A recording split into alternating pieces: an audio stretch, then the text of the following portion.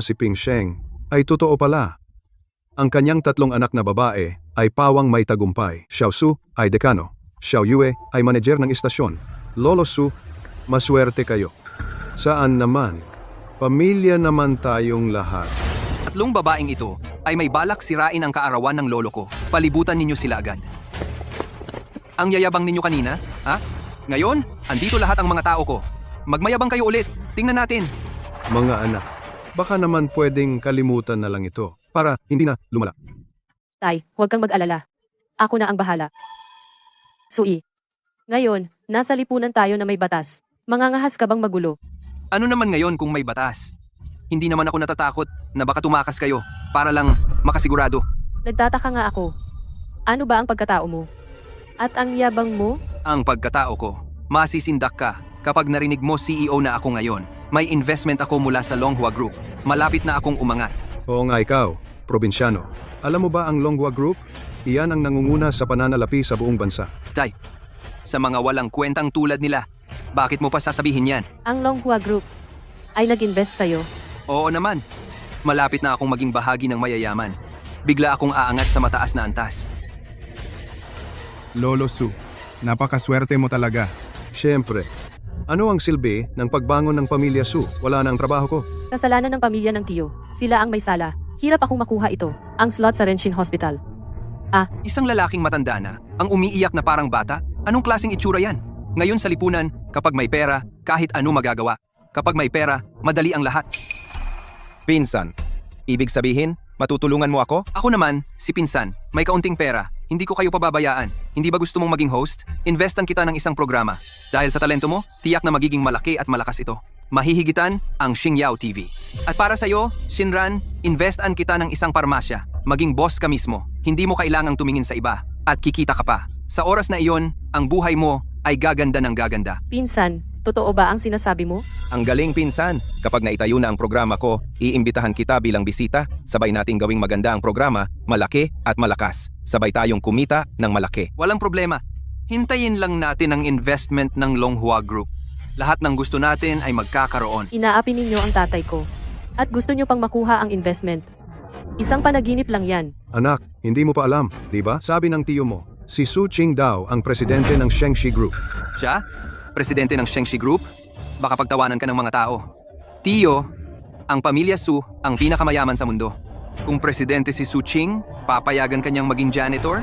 Sa tingin ko, ang pamilya nyo ay nabugbog ng asno ang utak. Sui, ingatan mo ang iyong pananalita. Ang Jade Guanyin na ito ay mula sa Shengxi Group sa ilalim ng Longhua Kumpanya. Ibinigay sa akin ng Manager Chi. Simula ngayon, ako ay makakasama ng Shengxi Group. Sabi mo itong Jade na Diyosa ay bigay sa'yo ng manager ng Longhua Kumpanya. Dinala pa sa handaan. Kung hindi para sa akin, para kanino pa? Bakit mo pa kinakausap ang ganyang tao? Sayang lang ang laway. Lolo, ayaw ko na ring makipag-usap sa kanila. Hindi ko talaga kaya ang pagsisinungaling nila.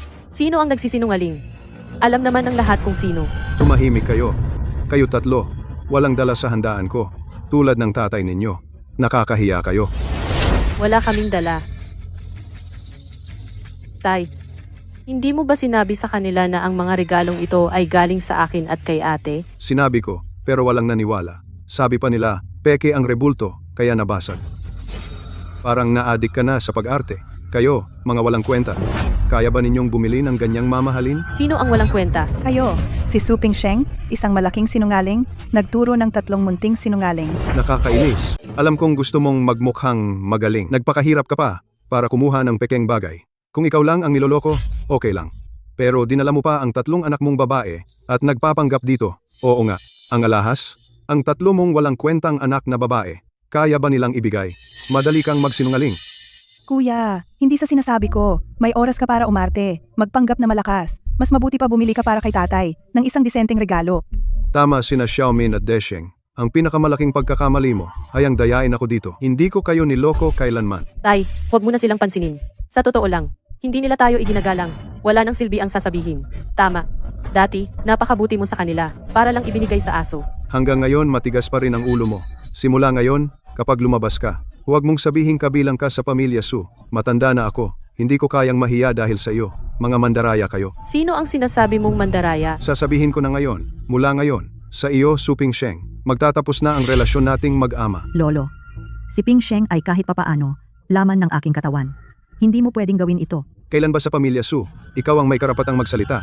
Ngayon, dalhin mo ang 3 mong anak na babae at umalis na kayo. Lumayo kayo. Mas malayo, mas mabuti. Lumabas kayo sa pamilya Su. Umalis na ka. Tay, totoo ba ang sinasabi mo? Totoo. Isama mo na sila ngayon. Lumabas kayo sa pamilya Su. Hindi na tayo magkikita kailanman. Tay, ayos ka lang ba? Tay, mabuti na umalis tayo sa ganitong pamilya. Huwag kang malungkot. Ayos lang ako. Nasaan kayo? Saan ba ang tunay kong tahanan? Ping Sheng, huwag mong pansinin ang sinasabi ng iyong ama. Galit lang siya ngayon. Huwag mong seryosohin ang kanyang mga sinabi. Tumahimik ka nga. Kung magsasalita ka pa ng isa pang salita, sasama ka sa kanya at lalayas. Nanay, dapat alam ko na mangyayari ito. Ako mismo ang may pag-asa pa. Tay, ngayon alam ko na kung bakit ayaw mong umuwi. Ang ganitong pamilya ay parang wala na ring ano ang pinagkaiba. Marami kang pinagdaan ng hirap, oo nga. Akala ko noon iisa tayong pamilya, ngunit hindi ko inaasahan na sila ay nagtulungan para saktan ka. Walang hiya. Dahil mabait ang tatay ko, ganyan nila siya tratuhin. Itong pamilyang ito, hindi na kami babalik dito. Tama na. Huwag na kayo magsalita. Umalis na tayo. Tay, dahil nagdesisyon ka na makipaghiwalay sa kanila, ang handog na ito, hindi natin dapat ibigay ng libre. Tama. Hindi ba nila ito gusto? Ang handog na ito kukunin natin pabalik. May tao ba? Iligpit ninyo ang mga bagay-bagay at isakay sa sasakyan. Opo. Eka, anong gagawin ninyo? Tingnan natin kung sino ang matapang na humawak sa mga gamit ng pamilya Su. Ang mga gamit ko, gusto ko kung paano ko gagalawin, ganoon. Wala kayong pakialam diyan.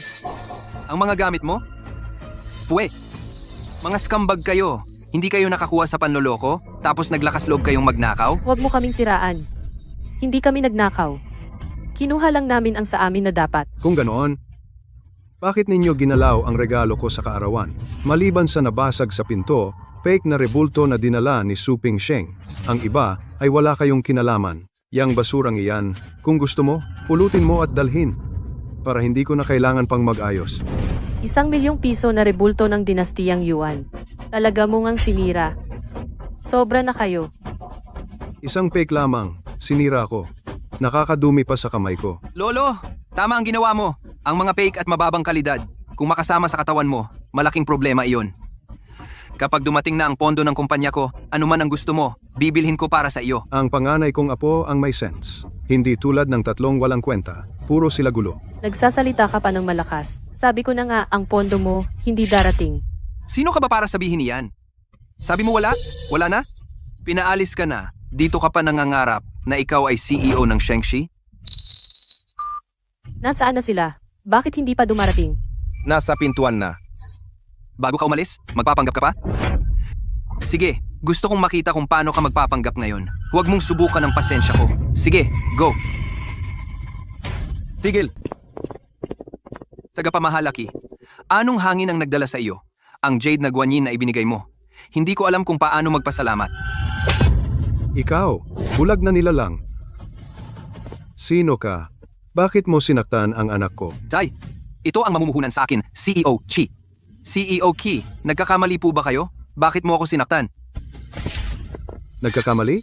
Ikaw ang sinaktan ko, Suyi? Muntik mo na akong mapatay? Alam mo ba, kahit na ikaw ay CEO Ki, hindi pwedeng manakit ng tao ng ganyan. At saka, malapit ka nang makipagtulungan kay Xiao Yi, makipagtulungan. Hindi ba ito nararapat? Ginalit ninyo ang aming presidente? At gusto nyo pang mag-invest ako? Imposible, presidente. Anong presidente? Ito ay ang presidente ng aming kumpanyang Shengxi Group, Su Ching Presidenteng Su. Naku, totoo bang siya ay presidente?